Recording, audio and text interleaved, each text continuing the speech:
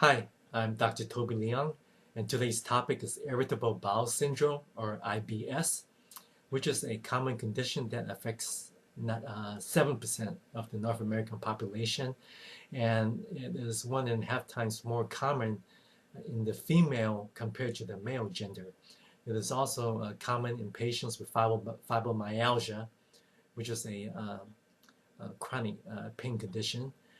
Um, anyways, in patients with fibromyalgia, up to 70% also have IBS. Um, I'm going to discuss three major subtopics: diagnosis, classification, and treatment. Historically, there was debate over whether diagnostic studies were required to diagnose IBS. And many practicing physicians consider IBS as a diagnosis of exclusion. In other words, they perform or they order a variety of tests, um, and if they turn out negative, then the physicians would feel comfortable giving the diagnosis of IBS to the patient. The current trend is that testing is seldom required for IBS. Um, there was a prospective study that looked at patients who met the clinical criteria, which I'll go over in a few minutes. Okay, they met the criteria for IBS, but nevertheless, they also underwent a blood test, radiographic studies, and endoscopic workup. And in less than 1% of these patients, these studies um, come up with a diagnosis of a different condition. So in other words, 99% of the time, these tests were negative.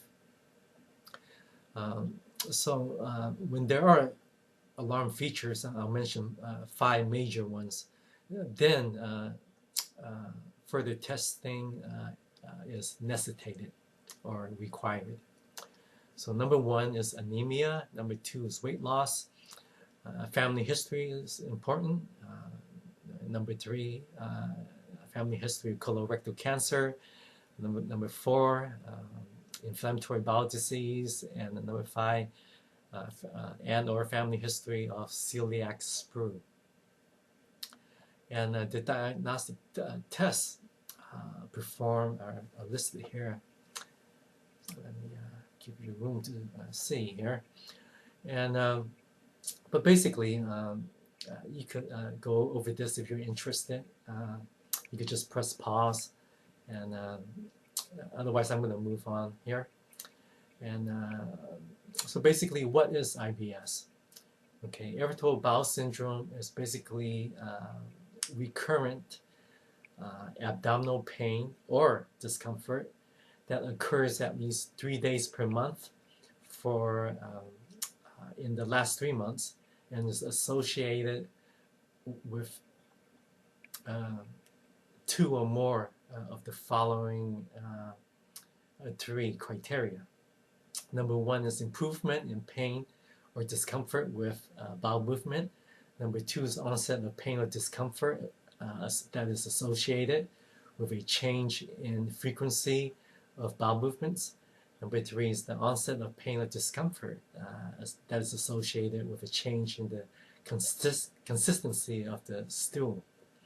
In addition, the symptom onset must be at least 6 months. Classification, there are 4 major subtypes. Number 1 is IBS with predominant diarrhea. The specific criteria is loose or watery stools at least 25% of the time, with hard lumpy stools less than 25% of the time. Number 2 is IBS with predominant constipation, which is the inverse,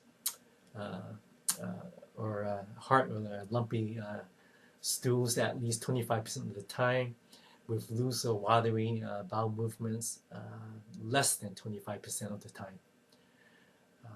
The third subtype is called mixed IBS, where there is loose or watery stools at least 25% of the time, in addition to hard or lumpy stools at least 25% of the time.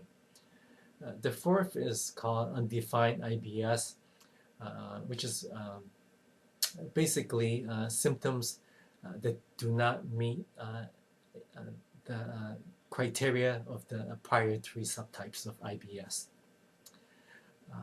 Let's move on to treatments. There are treatments that are non-pharmacologic and pharmacologic. Let's first talk about pharmacologic treatment. It's noteworthy that there are serotonin receptors throughout the intestinal tract. So a particular medication called Cellnorm works on the serotonin receptors. And the study was performed primarily in women with IBS constipation subtype. Also of note is that the drug was taken off the market in 2007 after a further follow-up showed a small but significant increase in cardiovascular events. It was well less than 1%. It was 0.1%. But the drug Cellnorm is still available through an investigational drug program. Antidepressants, the older antidepressants, such as the tricyclic antidepressants or the TCAs, which tend to have a stronger anticholinergic effect, which basically means that it's constipating. Therefore, it theoretically would be prescribed for the IBS diarrheal subtype. On the other hand, the selective serotonin reuptake inhibitors, the SSRIs, will be prescribed for the IBS constipating subtype. How about antibiotics? Neomycin has been shown to provide improvement in what we call the global IBS symptoms, but we're not sure whether the benefits outweigh the potential risk, which include bacterial resistance. Therefore, antibiotics are not FDA approved for the treatment of IBS at this time. Chloride channel activators. The drug lubiprostone enhances GI motility by activating chloride channels, and it is FDA approved at 8 micrograms twice daily in women with the IBS constipation subtype. Peppermint oil works by relaxing the smooth muscles of the intestines. Fiber bulking agents is Baghola husk has been found to improve the global symptoms of IBS. Antispasmodic agents, the best or the most commonly researched is hyoscine, but the medication has the common side effects of dry mouth, dizziness, and blurred vision. Anti-diarrhea medications are over-the-counter, Imodium, and it decreases the frequency of bowel movements and it improves the stool consistency. Okay, let's talk about non-pharmacologic treatments, which is basically psychological therapies. Cognitive behavioral therapy, or by its initials CBT, hypnotherapy and psychotherapy have been found in some studies to improve global IBS symptoms. However, relaxation therapy has not been found to provide any symptomatic improvement for IBS. Probiotics provide some symptomatic improvement in IBS. However, the safety and tolerability profile is uncertain. Dietary modification, this is very common in people who are interested in alternative treatments. And they talk about nutrition changes, dietary changes. Because symptom exacerbations are common after eating in IBS. However, there's not much evidence to support a dietary modification except for gluten intolerance and lactose intolerance. Alternative treatments, herbal therapies, acupuncture, basically there's limited data, and so the IBS task force does not recommend these alternative treatments at this time.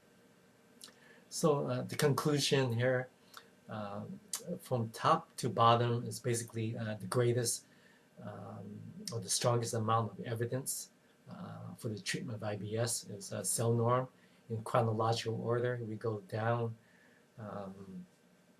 to all the way to the bottom, all the way, so you can see dietary modification, and then at the very bottom is the herbal therapy, acupuncture. So these are the treatments of the greatest evidence, going down to the least amount of evidence. Well, anyway, in conclusion, in summary, these are the treatments currently updated in a mainstream medicine point of view. And hopefully, if you do have IBS or symptoms of IBS,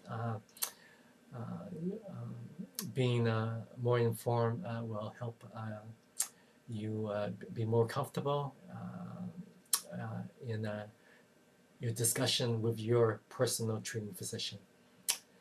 Thank you very much for your time, and I will see you next time. Bye.